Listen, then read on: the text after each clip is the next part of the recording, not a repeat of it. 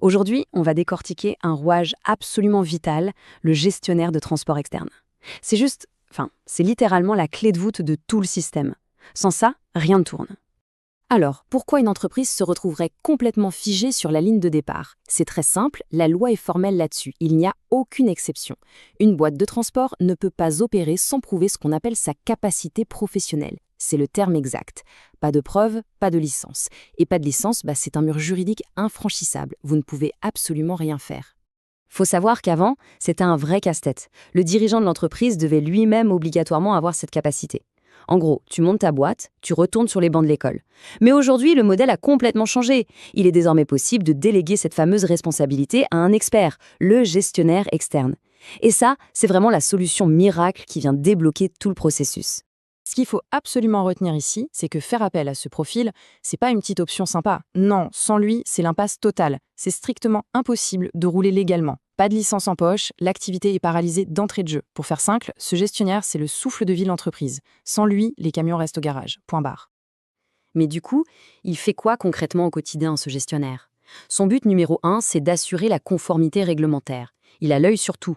Il va superviser l'activité, vérifier en permanence que les obligations légales sont respectées à la lettre, encadrer les pratiques des chauffeurs sur le terrain et surtout prévenir les sanctions. C'est un peu le gardien de l'ordre, celui qui s'assure que la boîte roule droit sans faire de sortie de piste. Attention, là on arrive au point critique de notre analyse. Et il faut qu'on soit très clair. Ce rôle, c'est pas juste un joli titre ou une vague signature en bas d'un document. Le gestionnaire prend sur ses épaules une responsabilité qui est immense. On parle de responsabilité pénale et financière personnelle. S'il y a un accident grave sur la route, ou si on bafoue les temps de repos des chauffeurs, c'est le gestionnaire qui doit rendre des comptes devant la justice. Le risque est lourd, très très lourd.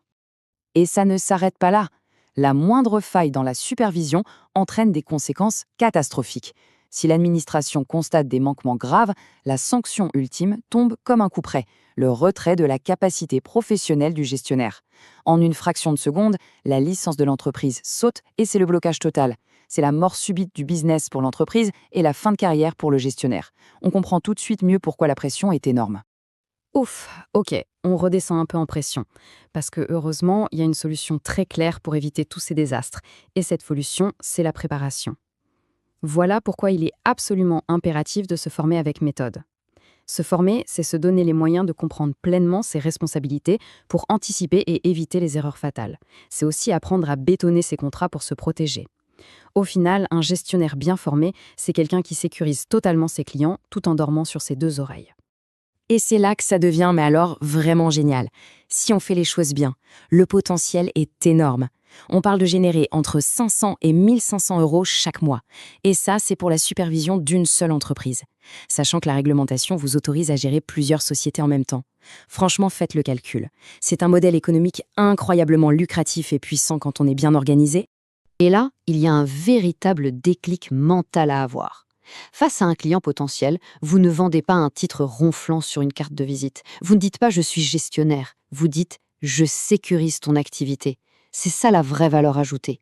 Vous devenez le bouclier juridique indispensable. Vous vendez une sécurité absolue à un patron qui veut simplement faire rouler ses camions, se développer et éviter la faillite ou les tribunaux.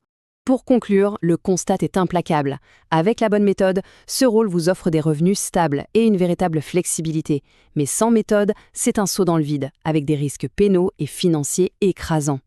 Les enjeux pour les entreprises de transport sont vitaux et l'opportunité pour les pros qui s'y engagent est énorme. Alors, face à ce constat et ces opportunités lucratives, quelle sera votre prochaine étape?